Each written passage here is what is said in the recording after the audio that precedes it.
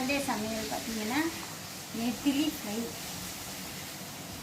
நல்ல மொறுன்னு நெத்திலி. இந்த நெத்திலி வந்து நீங்கள் இதுவெல்லாம் எடுத்து உள்ளே இருக்கிற அந்த முள் அதெல்லாம் கூட எடுத்துட்டேன். கொஞ்சம் கூட ஸ்மெல் வரல, செம்மையாக இருக்குது. நல்லா மொறுன்னு சிப்ஸ் மாதிரி நல்லாயிருக்கு நெத்திலி ஃப்ரை. அடுத்து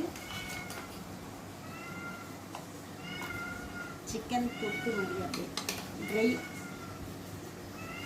சிக்கன் தொக்கு. Mutton chops.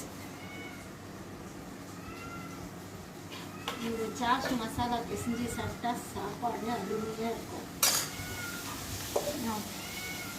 சூடாக சாதம் எங்கள் வீட்டில் இருக்கிறதுனால சுட சாதம்.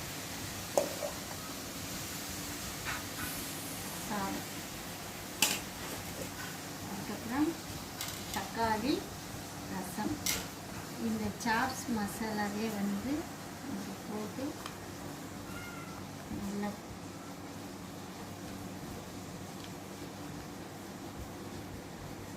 செஞ்சு சாப்பிட்டோம்னா அருமையாக இருக்கும்.